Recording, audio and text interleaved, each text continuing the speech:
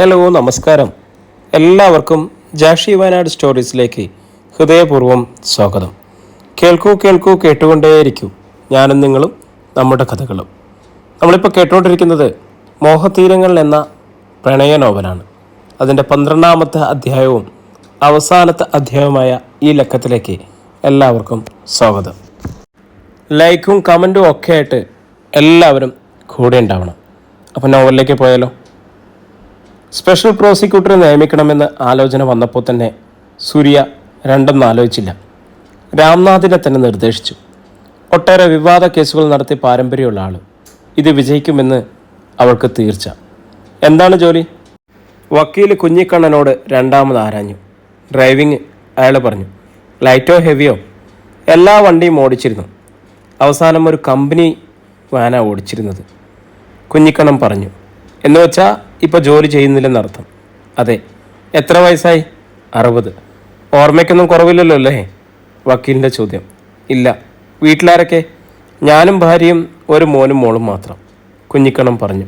അവരൊക്കെ എന്തു ചെയ്യുന്നു? രാംനാഥ് ചോദിച്ചു. ഭാര്യയ്ക്ക് വീട്ടുജോലി തന്നെ. മോന് കാലിനും കൈക്കും ശേഷിയില്ലാണ്ട് ചെറുപ്പം മുതൽ തന്നെ കിടപ്പിലാണ്. മോൾ അമേരിക്കയിലെ ഒരാശുപത്രിയിൽ നേഴ്സും, കുഞ്ഞിക്കണ്ണൻ പറഞ്ഞു. മകൾ വിവാഹിതയാണോ? അല്ല. അപ്പം മകളുടെ ആശ്രയത്തിലാണ് നിങ്ങൾ കഴിയുന്നത്? അതെ. ആട്ടെ, ഈ സലോമിയുമായിട്ട് എങ്ങനെയാ? രാംനാഥ് ചോദിച്ചു. പ്രതിക്കൂട്ടിൽ നിന്നും സലോമിയും ചന്ദ്രാനന്ദും നോക്കുന്നുണ്ട്.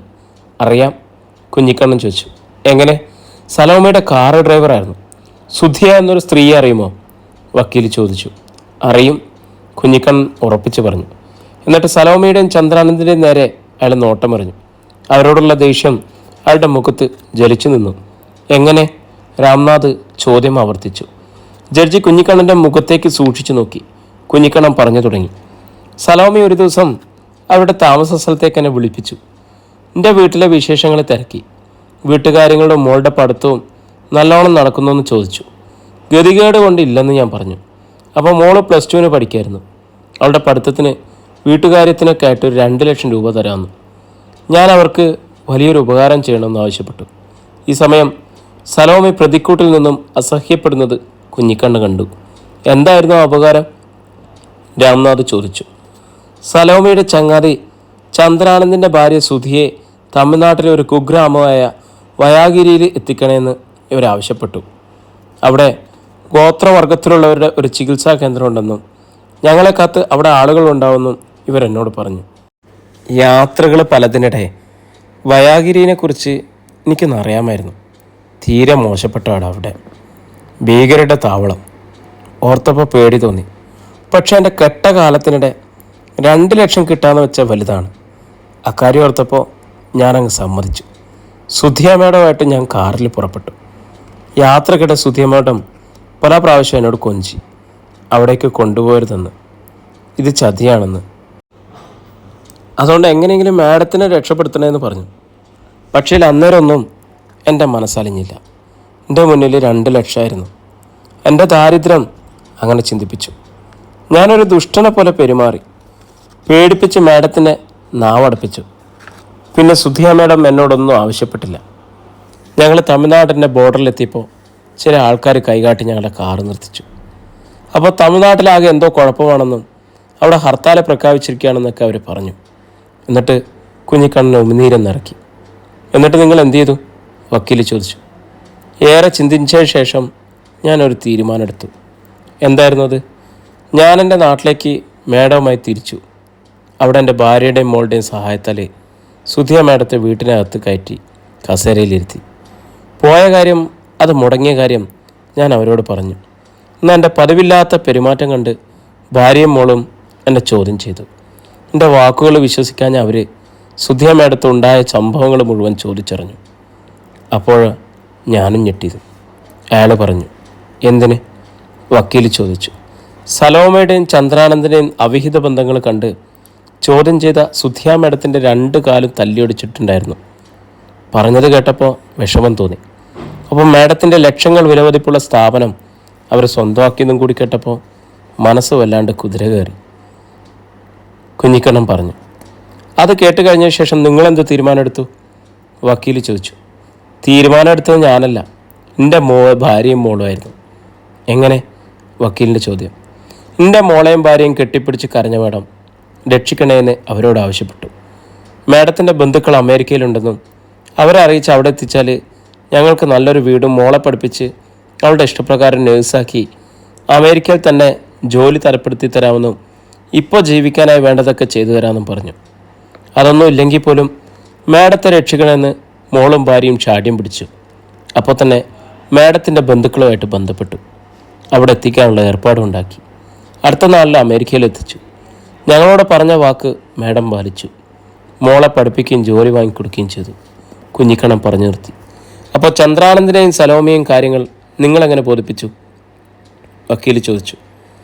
വയാഗിരിയിൽ എത്തുന്നതിന് മുന്നേ ഒരു കൂട്ടം കൊള്ളക്കാർ ഞങ്ങളെ തടഞ്ഞു നിർത്തി. സുധിയ മാഡത്തെയും കാറും തട്ടിക്കൊണ്ടുപോയെന്നും എന്നെ ഭീഷണിപ്പെടുത്തി ഓടിച്ചെന്നും പറഞ്ഞു. ഒരു നല്ല കാര്യത്തിനായോണ്ട് അങ്ങനെ കള്ളം പറയേണ്ടി വന്നു, കുഞ്ഞിക്കണ്ണൻ പറഞ്ഞു. അതവർ വിശ്വസിച്ചെന്ന് തോന്നിയോ? വക്കീൽ ചോദിച്ചു.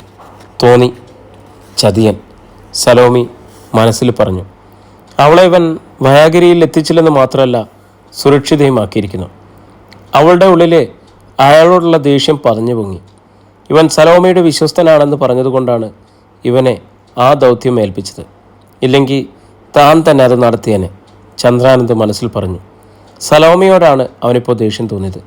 കൊട്ടയിൽ പിടിച്ചതും പോയി അണ്ടയിലുള്ളതിനെ പിടിക്കാനൊത്തില്ല എന്ന പരുവായി. ഇവൻ്റെ മറുപക്ഷച്ചാട്ടം അപകടം വിധിച്ചിരിക്കുകയാണ്. ഏതാണ്ട് ശിക്ഷ ഉറപ്പിച്ചു. സലാമയോട് പലവട്ടം പറഞ്ഞിട്ടുള്ളതാ, ഒരു കുറ്റകൃത്യം ചെയ്യുമ്പോൾ മറുചെവിയോ കണ്ണോ അറിയരുതെന്ന്. കേൾക്കാത്തതിൻ്റെ ഫലം ഇതാ അനുഭവിക്കാൻ പോണു. ചന്ദ്രാനന്ദ് അവർക്കുണ്ടായിരുന്ന പിഴവുകളെ വിലയിരുത്തി. കുഞ്ഞിക്കണ്ണനെ വിസ്തരിച്ചു കഴിഞ്ഞപ്പോൾ അടുത്തയാളെ ബെഞ്ച് ക്ലർക്ക് വിളിച്ചു. ചിന്നമ്പാറ കുരുവീടം തൊടിയിൽ സുധിയ പ്രഭാകർ. കേസ് നമ്പർ ചേർത്ത് 2 വട്ടം വിളിച്ചു. പ്രതിക്കൂട്ടിൽ നിന്ന ചന്ദ്രാനന്ദും സലോമിയും ഒരുപോലെ ഞെട്ടി. അവൾ സുധിയ. അവൾ വരുന്നു സാക്ഷിക്കൂട്ടിലേക്ക്. തങ്ങൾക്കെതിരെ മൊഴി കൊടുക്കാൻ, കുഞ്ഞിക്കണ്ണൻ്റെ വാക്കുകളുടെ നിജസ്ഥിതി ഉറപ്പിക്കാൻ അനുഭവസ്ഥ നേരിട്ട് വരുന്നു. അവർക്ക് വിശ്വസിക്കാനാവുന്നില്ല ഇങ്ങനെയൊരു നീക്കം.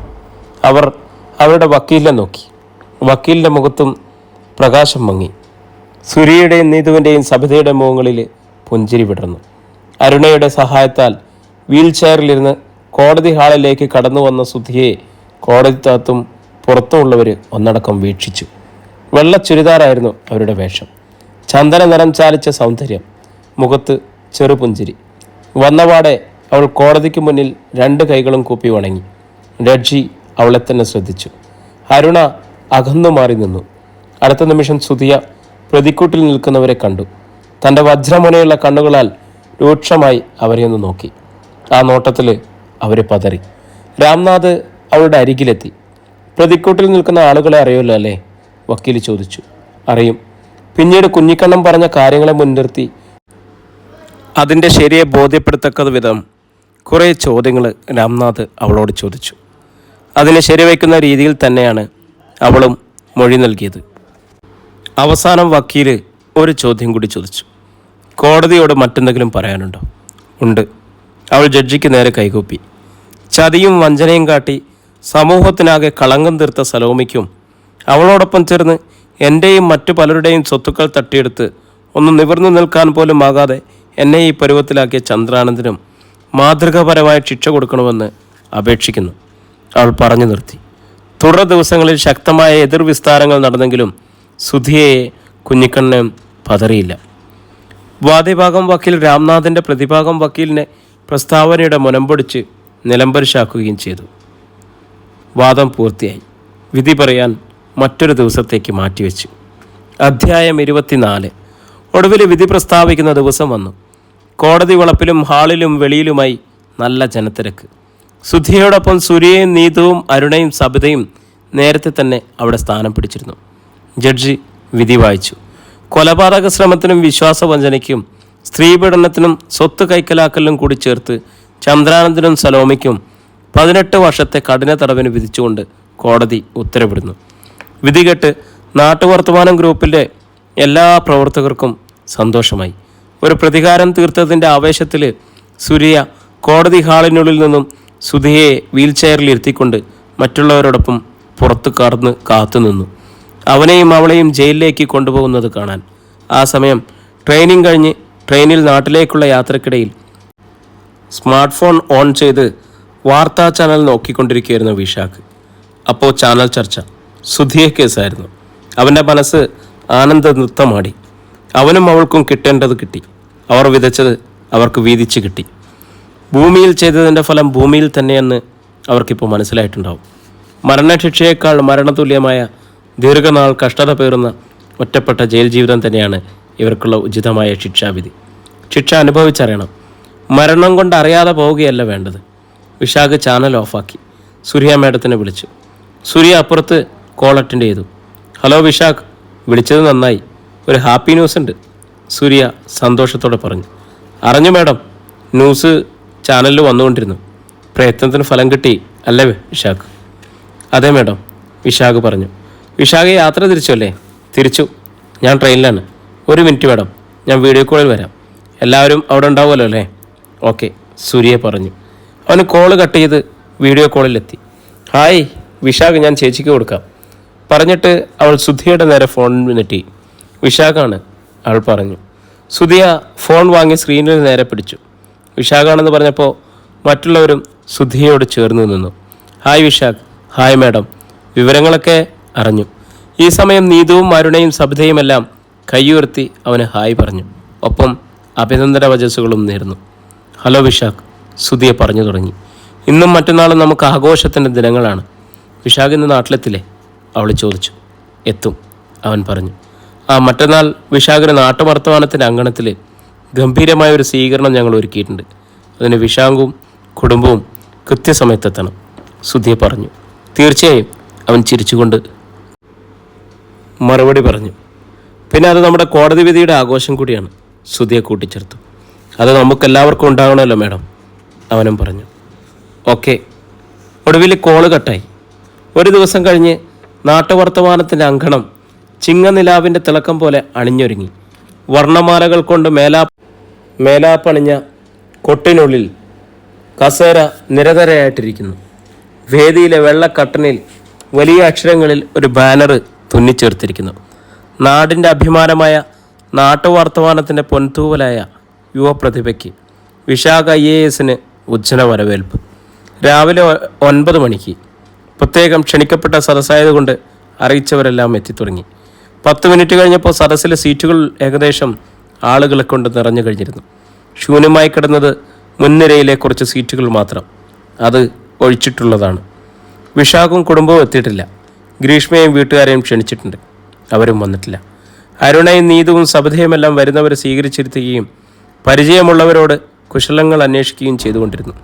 സുധയെയും സൂര്യയും അകത്ത് ക്യാബിലാണ്. അവർ ക്ഷണിക്കപ്പെട്ട പ്രസംഗകരുമായി സംസാരത്തിലാണ്. 9:30 ആയപ്പോൾ ഗ്രീഷ്മയും അവളുടെ അച്ഛനും അനുജനും സുധർമ്മയും ശശിയുടെ കാറിൽ വന്നിറങ്ങി. അവരെ കണ്ട സന്തോഷത്തിൽ നീതു ഓടിച്ചെന്ന് സ്വീകരിച്ച് മുൻനിരയിലെ സീറ്റിൽ തന്നെ ഇരുത്തി. അതിന് പിന്നാലെ തോമസ് കുട്ടി അച്ചായനും രാജനും ഓരോ കാറുകളിലെത്തി. അടുത്ത സമയം വിശാഖും അമ്മയും ശിഖയും രക്തനും മറ്റൊരു കാറിൽ അവിടെ എത്തി. വിശാഖിൻ്റെ വരവ് ഓൺ ദ വേയിലൂടെ തന്നെ അന്വേഷിച്ചു കൊണ്ടിരുന്ന സുധിയെ ഉൾപ്പെടെ ആശംസകരെല്ലാം നേരത്തെ തന്നെ വേദിയിൽ സ്ഥാനം പിടിച്ചിരുന്നു. ആ നിമിഷം ഓലപ്പടക്കങ്ങൾ അന്തരീക്ഷത്തിൽ അഗ്നിച്ചിറകുകൾ പടർത്തി. ബാൻഡ് മേളത്തിൻ്റെ അകമ്പടിയോടെ വിശാഖിനെ വേദിയിലേക്ക് ആനയിച്ചു. അതിനു മുന്നേ രത്തനും ശഖിയും അമ്പിളിയമ്മയും സദസ്സിൻ്റെ മുൻനിരയിലിരുന്ന ഗ്രീഷ്മയുടെയും വീട്ടുകാരുടെയും അടുത്തെത്തി നിന്നു. നേരത്തെ എത്തിയല്ലേ? അമ്പിളിയമ്മ വാസുദേവൻ നായരോടും സീതയോടുമായി ചോദിച്ചു. 10 മിനിറ്റ് ആയതേ ഉള്ളൂ, സീത പറഞ്ഞു. വാസുദേവനും നീതുവും അവരെ നോക്കി പുഞ്ചിരിച്ചു. ഹായ് ഗ്രീഷ്മേ എന്ന് വിളിച്ചുകൊണ്ട് ഷിഖ ഗ്രീഷ്മയുടെ അടുത്തേക്ക് ചെന്നു. അമ്മയും ഷിഖേച്ചിയും രത്തേട്ടനും മുന്നിൽ വന്നു നിന്നപ്പോൾ പുഞ്ചിരിച്ചുകൊണ്ട് ഗ്രീഷ്മ മെല്ലെ എഴുന്നേറ്റു. പിന്നെ സീതയുടെയും അവളുടെയും ഇടയിലുള്ള സീറ്റിൽ അമ്പിളിയമ്മ അവളെ പിടിച്ചിരുത്തി. ഗ്രീഷ്മയുടെ അപ്പുറം ഷിഖയും രത്തനും ഇരുന്നു. വേദിയിലേക്ക് കടന്നു വന്ന വിശാഖിനെ സുധിയൊഴിച്ച് മറ്റുള്ളവരെല്ലാം എഴുന്നേറ്റ് നിന്ന് ആദരിച്ചു. വേദിയുടെ ഒത്ത നടുവിലായി സുധിയുടെ സീറ്റിനോട് ചേർന്നുള്ള സീറ്റിൽ അവനിരുന്നു. നീതു സ്വാഗത പ്രസംഗത്തിലേക്ക് കടന്നു. ചെറിയ ക്ലാസ് മുതൽ തൻ്റെ സഹപാഠിയായിരുന്ന വിശാഖിനെ അവൾ വാനോളം പുകഴ്ത്തി. അവൻ്റെ കഴിവുകൾ ഒന്നൊന്നായി അവൾ നിരത്തി. കോളേജിലെയും എഴുത്തിലെയും പത്രപ്രവർത്തനത്തിലെയും അവൻ്റെ കാഴ്ചപ്പാടുകളെ അവൾ വിലയിരുത്തി. നാടിനെ സമ്മാനിക്കാവുന്ന ഏറ്റവും വലിയ മാണിക്യമുത്താണ് വിശാഖ് എന്ന് വരെ പറഞ്ഞുകൊണ്ട് അവൾ സ്വാഗതത്തിലേക്ക് കടന്നു. സദസ്സ് മുഴുവൻ ഇളകി കൈയടിച്ചു. വേദിയിലേക്ക് അവനെ നോക്കിയിരുന്ന ഗ്രീഷ്മയുടെ ശരീരം ഒന്നുലഞ്ഞു. ഈ അഭിമാന നിമിഷത്തിൽ അവളുടെ കണ്ണുകൾ അറിയാതെ നിറഞ്ഞു. തൻ്റെ ഭർത്താവ്, തൻ്റെ കുഞ്ഞിൻ്റെ അച്ഛൻ, ഒരു സദസ്സിൻ്റെ ആകെ സ്നേഹോഷ്മളമായ ആശംസകൾ ഏറ്റുവാങ്ങി വിജയിച്ചാണ് ഇരിക്കുന്നത്. അവൾ മനം കുളിർക്ക് കണ്ടു. ഏതൊരു ഭാര്യയ്ക്കും കിട്ടാവുന്നതിൽ വെച്ച് ഏറ്റവും അനിർവചനീയമായ നിമിഷം. അടുത്ത് കിട്ടിയാൽ ആവേശപൂർവ്വം കെട്ടിപ്പിടിച്ച് ചുംബന വർഷങ്ങൾ കൊണ്ട് പുതിയണമെന്ന് പോലും തോന്നി അവൾക്ക്. വാസുദേവൻ നായരും സീതയും നിധിനും അമ്പിളി അമ്മയും ഡത്തനുമെല്ലാം ആ അഭിമാന നിമിഷങ്ങളിൽ നിർവൃതി കൊണ്ട് കൈയടിച്ചു. രാജനും അച്ചായനും എഴുന്നേറ്റ് നിന്ന് കൈയടിച്ചു. പക്ഷേ ഈ മനസ്സുകളുടെ മാറ്റങ്ങൾ അറിയാതെ സദസ്സാകെ ചുറ്റിക്കറങ്ങി കാണുകയായിരുന്നു വിശാഖിൻ്റെ കണ്ണുകൾ. അവസാന നോട്ടം മുൻനിരയിലെ സീറ്റുകളിൽ എത്തിച്ചേർന്നു. അവിടെ അവൻ കണ്ടു തൻ്റെ സ്വന്തക്കാരെ, ഗ്രീഷ്മയെയും. അവളും വീട്ടുകാരും വരുമോ എന്ന് സംശയിച്ചിരുന്നു. താൻ നോക്കുന്നത് കണ്ടപ്പോൾ ഗ്രീഷ്മ മുഖം മറ്റൊരു ഭാഗത്തേക്ക് വെട്ടിക്കുന്നത് അവൻ ശ്രദ്ധിച്ചു. ഞങ്ങൾക്കിടയിൽ ഒന്നും സംഭവിച്ചിട്ടില്ല എന്നുള്ള മട്ടിലാണ് അവളുടെയും അച്ഛൻ്റെയും അമ്മയുടെയും അനിയൻ്റെയും മുഖങ്ങളിൽ കണ്ട പ്രസരിപ്പ്. അവർ ഏറെ സന്തോഷത്തിലായിരുന്നു. വിശാഖിൻ്റെ മനസ്സിൽ അപ്പോൾ ഒരു പ്രതിജ്ഞ നിറവേറ്റിയതിൻ്റെ സന്തോഷമായിരുന്നു. ആശംസകരായി എത്തിയവർ അവനെ ഏറെ പ്രശംസിച്ചു, സംസാരിച്ചു. യോഗാവസാനം നന്ദി പ്രകാശനത്തിന് ശേഷം സൂര്യ മറ്റൊരു കാര്യം മൈക്കിലൂടെ അറിയിച്ചു. സമ്മേളനത്തിന് ശേഷം നാട്ടുവർത്തമാനത്തിലെ ജീവനക്കാരും ബന്ധുക്കളും പിരിഞ്ഞു പോകരുത്. അവർക്കായിട്ട് ഒരു ചടങ്ങ് കൂടിയുണ്ട്. സമ്മേളനം കഴിഞ്ഞ് മറ്റുള്ളവർ ഒന്നൊന്നായി പിരിഞ്ഞു തുടങ്ങി. ഗ്രീഷ്മയും അച്ഛനും അമ്മയും അനുജനും പോകാനായി ഇറങ്ങിയപ്പോൾ നീതു ഓടി വന്ന് തടഞ്ഞു. നിങ്ങളിതെങ്ങോട്ടാ? പറഞ്ഞത് കേട്ടില്ലേ?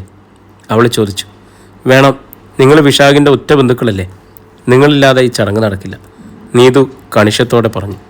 നീതുവിൻ്റെ നിർബന്ധത്തിന് വഴങ്ങി അവർ ഫ്രണ്ട് ഓഫീസിലെ വലിയ ഹാളിലേക്ക് കടന്നു. അപ്പോൾ ഹാളിൻ്റെ നടുവിലിരുന്ന ടേബിളിൽ ഒരു വലിയ കേക്ക് കണ്ടു. അതിൻ്റെ അരികിലായി വീൽ ചെയറിൽ സുധയും അടുത്തടുത്ത് ചേർന്ന് വിശാഖും സൂര്യയും അരുണയും സബതയും കുറച്ച് ബന്ധുക്കളും വട്ടത്തിൽ അണിനിരന്നു. അവർക്കിടയിലേക്ക് നീതു ഗ്രീഷ്മയെയും കുടുംബത്തെയും കൊണ്ടു നിർത്തി. പുതിയ ജനസേവനത്തിൻ്റെ പാത തുറക്കുന്ന വിശാഖിന് മധുരക്കേക്ക് കൂടി നൽകി ഈ ആനന്ദം നമ്മൾ പങ്കുവയ്ക്കുകയാണ് പറഞ്ഞുകൊണ്ട് സുധയെ കേക്ക് മുറിച്ച് ഒരു കഷ്ണം ശിരസ് കുനിച്ച വിശാഖിൻ്റെ വായിലേക്ക് വെച്ചു കൊടുത്തു. എല്ലാവരും കൈയടിച്ചു. പിന്നെ അമ്പിളി അമ്മയും രത്തനും ശിഖയും ഉൾപ്പെടെ മറ്റെല്ലാവരും ഓരോരുത്തരായി അവന് കേക്ക് മുറിച്ചു കൊടുത്തു. വാസുദേവൻ നായർ അടുത്തെത്തിയപ്പോൾ വിശാഖ് അർദ്ധഗർഭമായി ചിരിച്ചു. അപ്പോഴും മറ്റുള്ളവർ ശ്രദ്ധിച്ചിരുന്ന ഒരാൾ നിന്ന് വിയർക്കുകയായിരുന്നു, വിളറുകയായിരുന്നു. ഗ്രീഷ്മ, വിശാഖ് അവളെ വിളിച്ചു. നീ എന്താ എനിക്ക് മധുരം തരാത്തത്? അവൻ ചോദിച്ചു. ഒരു മിന്നൽ തെരപ്പിൽ മുഖമുയർത്തി അവൾ അവനെ നോക്കി. ആ നിമിഷം കണ്ണിൽ അശ്രുക്കൾ അണുപൊട്ടലിൻ്റെ വിങ്ങലിൽ വിറയ്ക്കുന്നുണ്ടായിരുന്നു. അത് മെല്ലെ പെയ്തിറങ്ങി. ആ പെയ്തിറക്കത്തിൽ ഒരു മഴവില്ലഴക് ആ മുഖത്ത് വിരിഞ്ഞു. പെയ്തു തീർന്ന മഴയുടെ അവസാന തുള്ളിത്തിളക്കം പോലെ. എൻ്റെ ഏട്ടൻ വിളിക്കുന്നു, ഗ്രീഷ്മ എന്ന്. അവളുടെ മനസ്സ് തുള്ളിച്ചാടി. അവളുടെ കാലുകൾ അവൻ്റെ അരികിലേക്ക് ചലിച്ചു. കണ്ടു നിന്നവർ ആ ചുവടുകൾക്ക് താളമിട്ട് കൈയിടിച്ചു. അവൾ അടുത്തെത്തി ഒരു കഷ്ണം കേക്ക് അവൻ്റെ വായിലേക്ക് വെച്ചു കൊടുത്തു. അടുത്ത നിമിഷം അവൻ അവളെ ചേർത്ത് നിർത്തി. ഇവളെൻ്റെ സൗഭാഗ്യമാണ്, ഇവളെ പിരിയാനാവില്ല. മരണത്തിനല്ലാതെ ആർക്കും ഞങ്ങളെ പിരിക്കാനാവില്ല. ഇത് പ്രകാശം പരത്തുന്ന വെയിലാണ്. ഈ വെയിൽ തിളക്കത്തിലാണ് എൻ്റെ ജീവിതം. അവൻ അവളെ ഒന്നുകൂടി ചേർത്ത് പിടിച്ചു. പ്രിയരെ, നമ്മൾ ഒരുപാട് നാളായി കേട്ടുകൊണ്ടിരിക്കുന്ന മോഹതീരങ്ങൾ എന്ന നോവൽ ഇവിടെ അവസാനിച്ചിരിക്കുകയാണ് കേട്ടോ. ഒത്തിരി സന്തോഷത്തോടു കൂടിയായിട്ടാണ് ഈ നോവൽ അവസാനിക്കുന്നത്. നല്ല ഒരു ശുഭപര്യവസാനിയായിട്ടാണ് ഇതിവിടെ നിലയ്ക്കുന്നത്. ഒത്തിരി സ്നേഹത്തോടെ എന്നെ കേട്ട എല്ലാവർക്കും ഒത്തിരി നന്ദി. നാളെ മുതൽ നമ്മൾ പുതിയൊരു കഥയായിട്ട് വരികയല്ലേ. പുതിയ വലിയൊരു യമണ്ടൻ കഥ റെഡി ആയിട്ടുണ്ട്. അപ്പം വീണ്ടും കാണാമെന്നുള്ള പ്രതീക്ഷയിൽ നിങ്ങളുടെ സ്വന്തം ജാഷി വയനാട്.